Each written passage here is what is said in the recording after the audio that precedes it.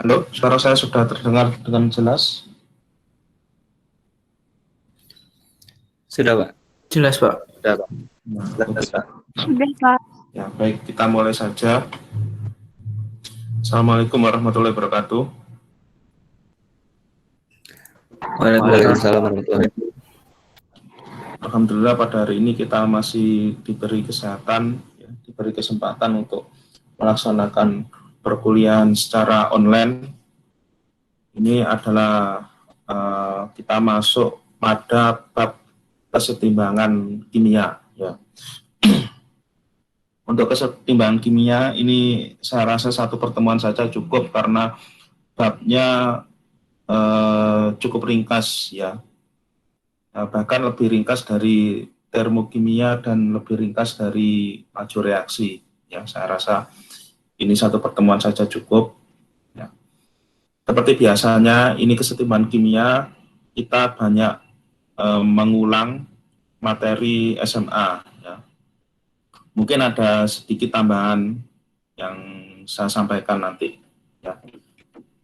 Ini saya menjelaskannya skip aja ya karena sudah pernah dapat di SMA.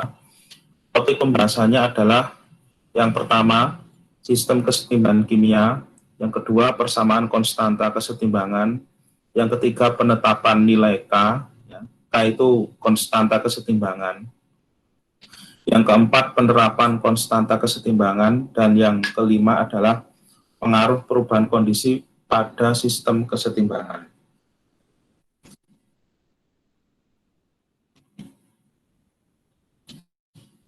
Kesetimbangan kimia sendiri, ini misalnya ada reaksi yang hurufnya kecil, ini merupakan koefisiennya, yang hurufnya besar merupakan zatnya, ini ada fasenya. A ditambah B, ya. Terus kemudian ini panahnya bolak-balik, menjadi C plus D. Panahnya bolak-balik itu artinya, ya, kalau panahnya ke kanan, dia membentuk produk, kalau panahnya ke kiri, dia membentuk reaktan.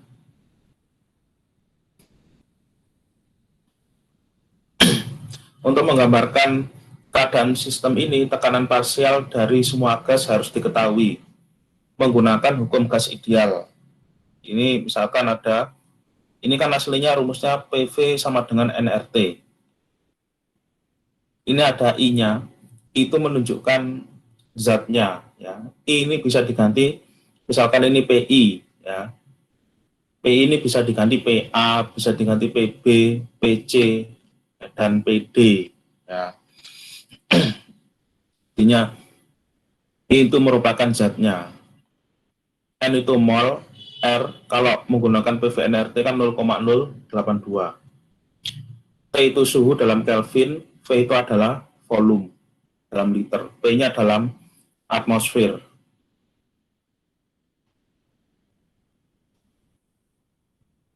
Nah, ini tahapan dalam mengerjakan kesetimbangan kimia, ini tipe ya, kurang B. Menulis konstanta kesetimbangan, menghitung konstanta kesetimbangan dari data eksperimen, menggunakan konstanta kesetimbangan untuk memprediksi sejauh mana reaksi berlangsung. Yang terakhir, menggunakan konstanta kesetimbangan untuk memprediksi efek yang ditimbulkan oleh gangguan sistem dalam kesetimbangan. Misalkan kalau tekanannya dirubah, volumenya dirubah, atau bisa juga suhunya yang dirubah, konsentrasinya dirubah, ya maksudnya kayak gitu yang terakhir. Ini misalkan ada suatu gas,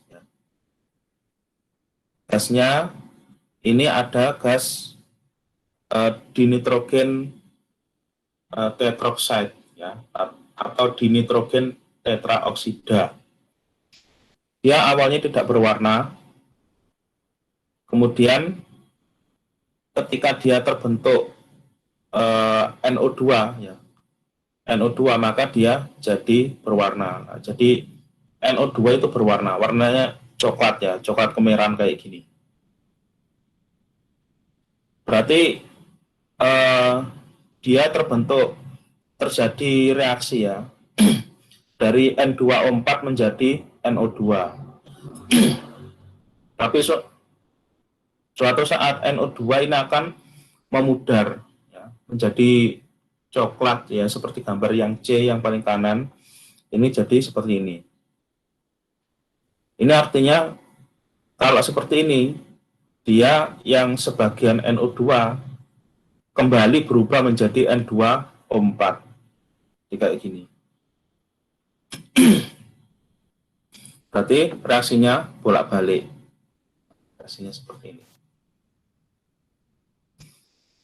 Kemudian yang paling bawah, ya, kesetimbangan ditetapkan di mana laju dekomposisi N2O4 sama dengan laju dekomposisi NO2. Jadi dinyatakan setimbang itu ketika lajunya sama. Ya. Jadi laju reaktan sama dengan laju produk itu namanya setimbang.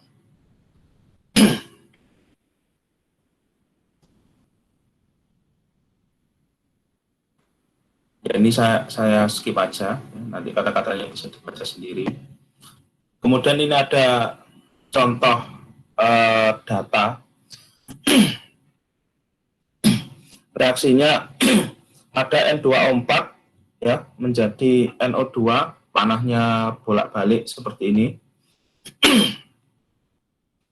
Nah, ini dapat dilihat N2O4 ya. Awalnya tekanannya 1, kemudian dia turun sampai 0,22, kemudian dia detik ke 80 sekon, ya. Nah, mulai 60 ya, 60, 80, dan 100, ya, dia tekanannya konstan. N2 turun kemudian konstan, demikian juga yang NO2. Kalau yang NO2 dia karena produk, maka dia naik dari 0 ke 0,8 ke 1,3, kemudian naik ke 1,56, kemudian konstan. Artinya pada menit ke 60, mulai ke 60 dia terjadi kesetimbangan. Nah, ini yang bisa diukur ya, kesetimbangan. Kalau pada menit ke 0, 20, dan 40, dia belum terbentuk, belum setimbang ya. Ya, artinya kalau masih 0, 20, 40 dia nilai K-nya bisa berubah-berubah. Nilai K tetap atau nilai K konstan ketika dia mulai waktu ke 60, 80 sampai 100.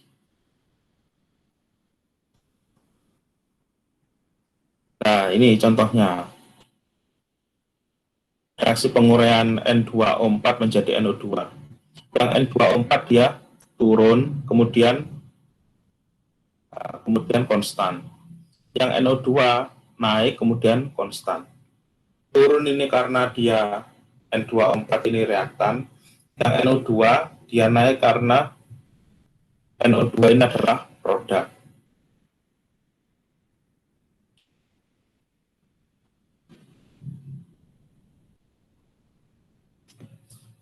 Nah, ini apabila ada ini ya, reaksinya sama, N2O4 menjadi NO2, original pressure ini tekanan awal. Tekanan awal, kemudian equilibrium pressure ini tekanan ketika kondisinya setimbang. Nah, di sini dapat dilihat bahwa kalau tekanan awalnya N2O4 1, NO2 0 karena dia belum terbentuk produk, maka tekanan equilibriumnya 0,22 dan 1,56. Kalau pada eksperimen kedua, tekanan N2O4 dia 0, tekanan NO2 1, maka tekanan equilibriumnya 0,07 dan 0,86 untuk NO2. Nah, demikian juga dengan yang eksperimen 3 ini, kalau tekanannya awalnya 1 dan 1, maka dia equilibrium pressure-nya jadi 0,42 dan untuk NO2-nya 2,16.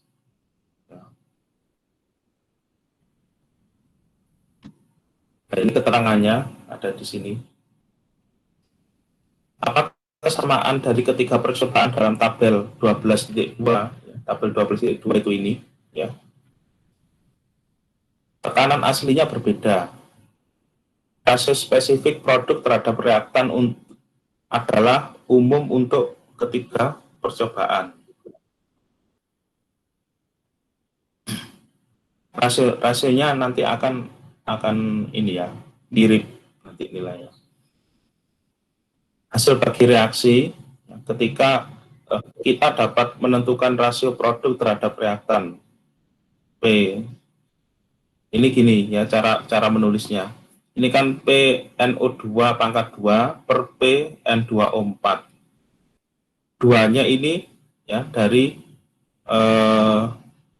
koefisiennya, dari koefisien dari reaksinya. Jadi bedanya kalau laju reaksi itu pangkatnya itu kan orde, itu dicari. Tapi kalau kesetimbangan itu pangkatnya dari koefisien reaksinya langsung.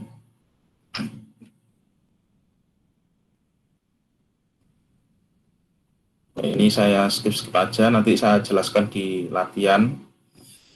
Ya, cara nulisnya kayak gini. Ini ada reaksi A plus B menjadi C plus D, panahnya bolak-balik. A, B, C, D semuanya gas. A kecil, B kecil, C kecil, D kecil adalah koefisien dari persamaan setimbang, ya, koefisiennya. Maka nilai konstanta kesetimbangannya atau disingkat dengan K sama dengan, ya ini tekanan ya, PC pangkat C. Nah, jadi koefisien dari zatnya itu jadi pangkat. Kalikan PD pangkat D per PA pangkat A kalikan PB pangkat B. Jadi enak ya kalau menulis itu tidak perlu cari ordernya dulu karena beda laju reaksi sama kesetimbangan itu berbeda. Kalau laju reaksi itu K-nya kan menyatakan dia bisa dinyatakan mewakili seberapa cepat zat itu bereaksi. Tapi kalau K konstanta kesetimbangan di sini dia menyatakan rasio produk terhadap reaktannya.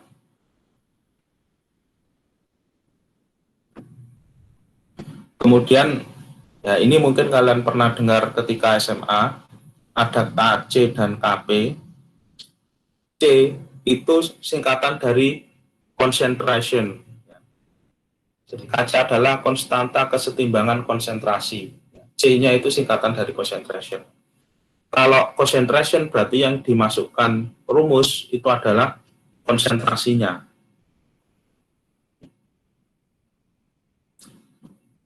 Kemudian ada KP. Kalau berarti yang di atas di sini karena yang dimasukkan tekanan, ya, berarti dia KP ya. Yang ini kan slide sebelumnya tadi. Ini KP kalau yang dimasukkan tekanan. Kalau yang dimasukkan konsentrasi itu adalah KC. Hubungan KP dengan KC itu bagaimana? Kan ada persamaan gas ideal. Ya, ini asal usulnya sebenarnya dari LEN ya ini ya. Dari LEN. Ya. Kemudian ini kan jadi pangkat, ini ceritanya dari yang ada LEN-nya. Ini rumus jadian. Hubungan KP dengan KC ya. KP sama dengan KC kalikan R kalikan T pangkat delta N. Delta N itu apa? Ini. Delta N adalah perubahan jumlah mol gas dari kiri ke kanan, yaitu N produk min N reaktan. Jumlah mol produk dikurangi jumlah mol reaktan. Itu delta N-nya. Nanti kita praktekkan pada latihan soal.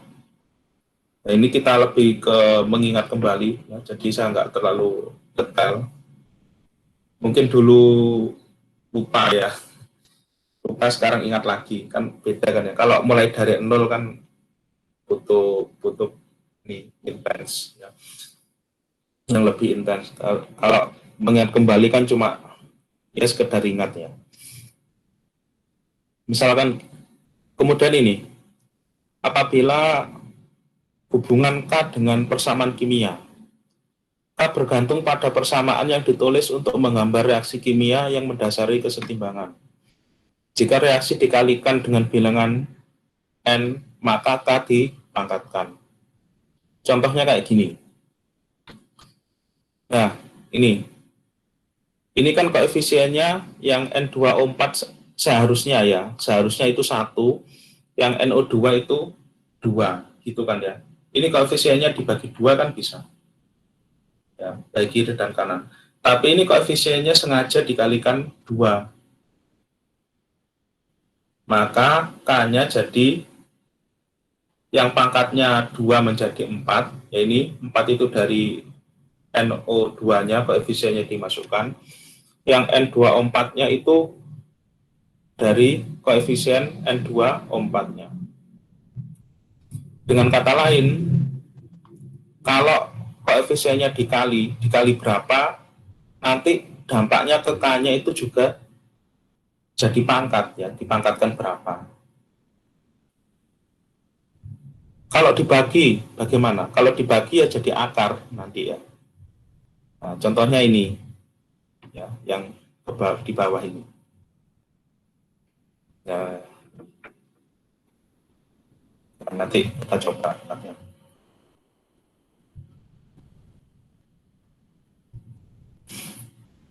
Kemudian mengubah persamaan kimia. Kalau reaksinya dibalik, persamaan K adalah kebalikan satu sama lain. Reaksinya dibalik, NO2 menjadi N2O4. Ini dibalik. Maka nilai K-nya juga jadi kebalik. Nah, jadi kayak gini.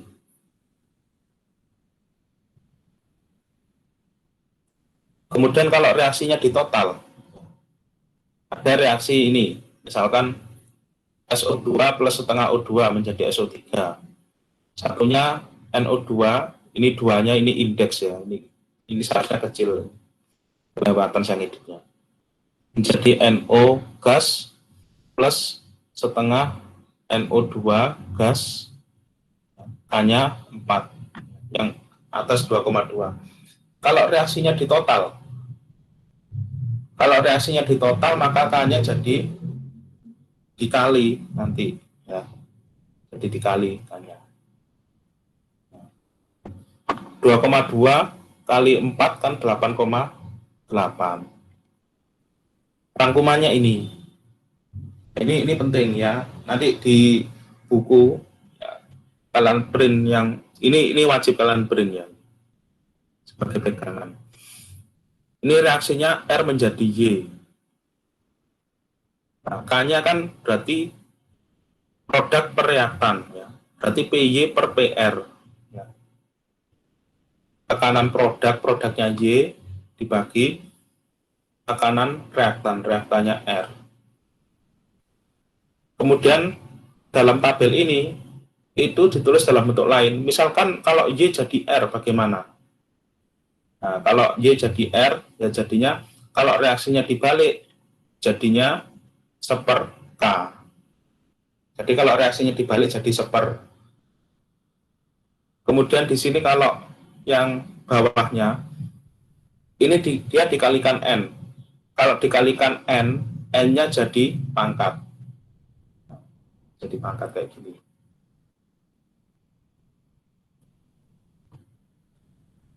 Kemudian ada reaksi bertahap. Ini kan reaksinya R jadi Y. Tapi ini tidak langsung jadi Y, tapi jadi A dulu. R jadi A, baru A jadi Y. Berarti kan ada 2 reaksi. Kalau di total, R jadi Y. Nah, sama aja. Kalau ada K1 dan K2, maka K total adalah K1 kalikan K2. Ya, ini rangkuman rumusnya.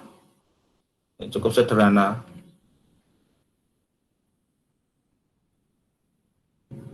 Kemudian ada kesetimbangan heterogen. Kesetimbangan heterogen maksudnya itu fasenya itu tidak tidak hanya satu, tetapi ada lebih dari satu. Kalau yang tadi kan fasenya cuma gas semua, kalau gitu kan gampang. Bagaimana kalau fasenya itu ada padatan, ada cairan, kemudian ada larutan? Bagaimana? Contohnya itu adalah yang ini. Ya. Ini ada CO2 plus H2 menjadi CO plus H2O. Gas liquid. Kalau ada persamaan seperti ini, ya, yang dimasukkan persamaan kesetimbangan berarti yang mana? Kan produk reaktan. Produknya CO, reaktannya adalah CO2 dan H2. Bapak, yang H2O ini mengapa enggak dimasukkan di atasnya? PCO kalikan PH2O. Kenapa? Karena liquid. Ya. Liquid itu tidak dimasukkan konstanta kesetimbangan. Istilahnya ini kayak gini. Kalian pernah dengar ini ya, tekanan uap larut murni. Ya. Kalau gas itu kan punya tekanan. Kalau liquid tidak punya, atau punya tapi sangat kecil ya, sehingga dianggap tidak ada. Tapi kalau larutan itu ada tekanannya. Ya nanti ketika latihan saya pilihkan soal yang modelnya kayak gini. Ini kita bahas ketentuannya saja.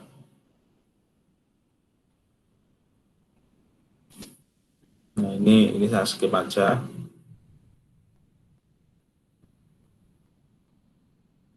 Aplikasi konstanta kesetimbangan. Jika K lebih besar menunjukkan jumlah produk yang lebih besar pula. Karena K itu kan produk reaktan.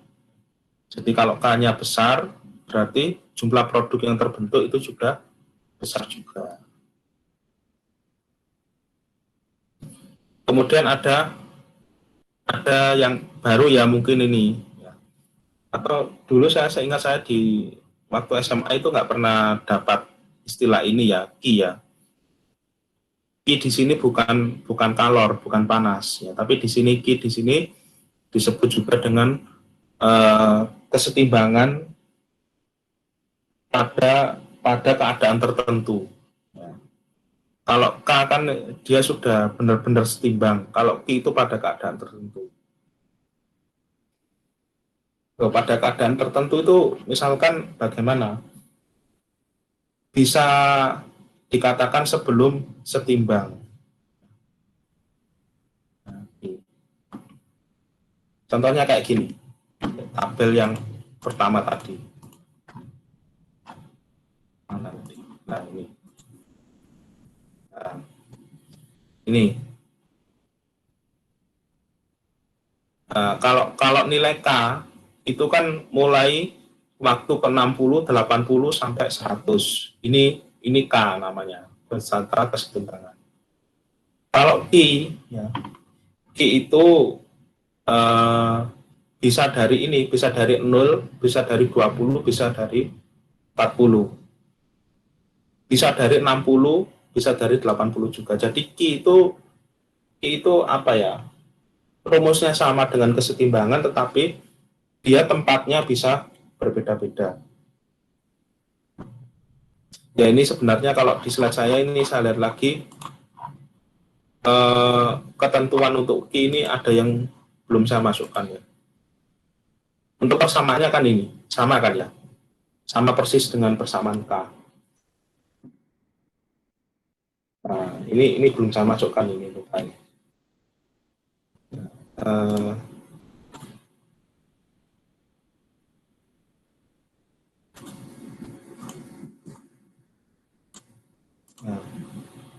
kita share PDF-nya aja.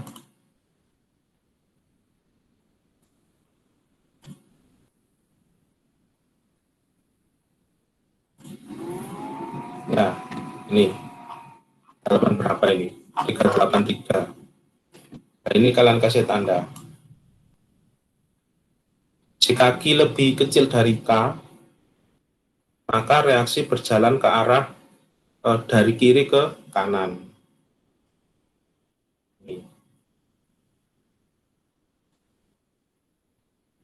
Nah, jika Q lebih besar dari K, tekanan parsial dari produk terlalu tinggi dan semua reaktan terlalu rendah.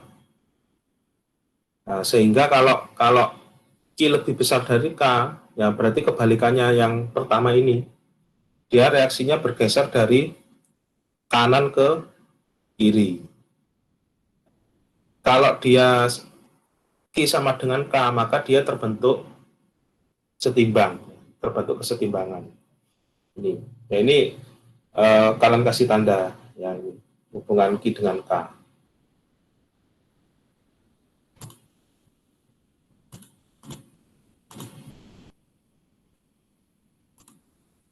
Nah, itu di Masterton chapter 12 ya tadi.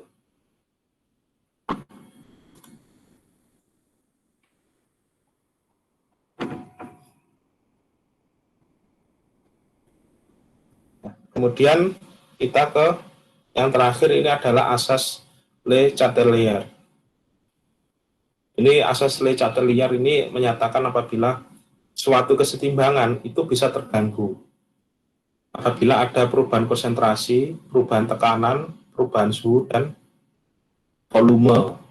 Ini masing-masing bisa mengganggu kesetimbangan reaksi. Yang pertama, dengan merubah konsentrasi. Jika kesetimbangan kimia terganggu dengan menambahkan gas, reaktan, atau produk, sistem akan bergeser ke arah yang mengkonsumsi spesies yang ditambahkan. Maksudnya ke arah produk. Jadi kalau reaktannya itu konsentrasinya ditambah, maka dia reaksinya akan bergeser ke arah produk. Demikian juga sebaliknya, kalau produknya konsentrasinya ditambah, maka akan dia reaksinya bergeser ke reaktan. Kayak gitu, berubah konsentrasi. Nah, ini contohnya ada N2O4, anaknya bolak-balik menjadi 2NO2. Menambahkan N2O4 akan menyebabkan pergeseran dari kiri ke kanan. Konsentrasi N2O4-nya ditambah, maka reaksinya akan bergeser ke NO2. Ini otomatis ya. Kemudian menambahkan NO2 akan menyebabkan pergeseran dari kanan ke kiri. Nah, apabila NO2-nya ditambah, ya, NO2 kan produk, konsentrasinya ditambah, maka dia reaktannya, kesetimbangannya akan bergeser ke reaktan ya, atau ke N2O4.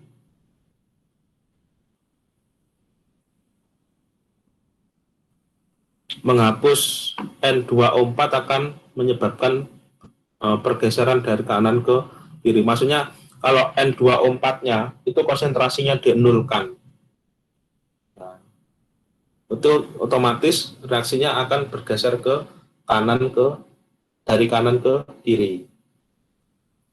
Demikian juga sebaliknya.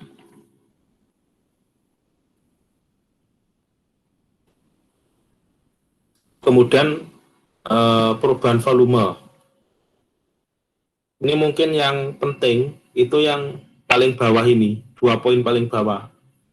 Penambahan volume, reaksi akan bergeser ke arah reaksi yang mempunyai jumlah koefisien lebih besar. Nah, ini diingat-ingat ya. Nah, kalau volume diperbesar, maka reaksinya akan bergeser ke bisa produk, bisa reaktan yang jumlah koefisiennya paling besar. Atau istilahnya kalau volume itu berbanding lurus, ya. Volume diperbesar, maka dia akan bergeser ke jumlah koefisien yang lebih besar pula. Demikian juga sebaliknya, kalau volumenya dikurangi, reaksi akan bergeser ke arah reaksi yang mempunyai jumlah koefisien lebih kecil.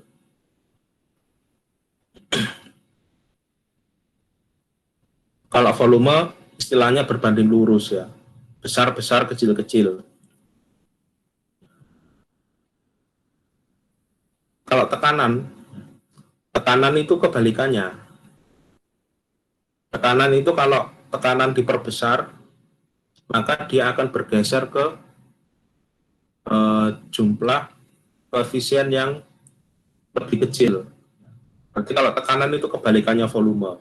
Kalau tekanan diperbesar akan bergeser ke koefisien yang lebih kecil. Kalau tekanan diperkecil akan bergeser ke jumlah koefisien yang lebih besar. Nah, istilahnya tekanan itu berbanding terbalik. Ya, ini ringkasannya. Kemudian suhu. Ya, kalau menyangkut suhu, ini ada dua jenis reaksi. Reaksi endotermik dan eksotermik. Kalau reaksi endotermik, penambahan suhu, ya, kayak gini. Kalau reaksi endotermik adalah reaksi yang dia menyebabkan suhu lingkungan menjadi dingin.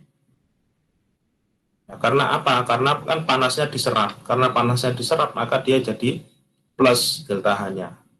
Nah, ini.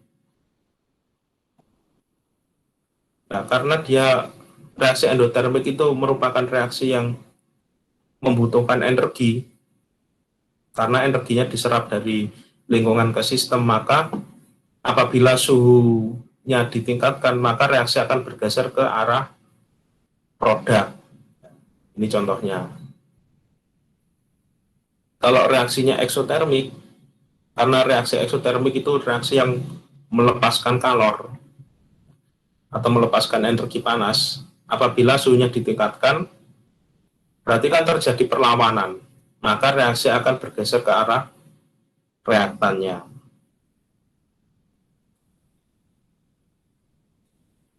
Ya, kita coba latihan nanti. Ya.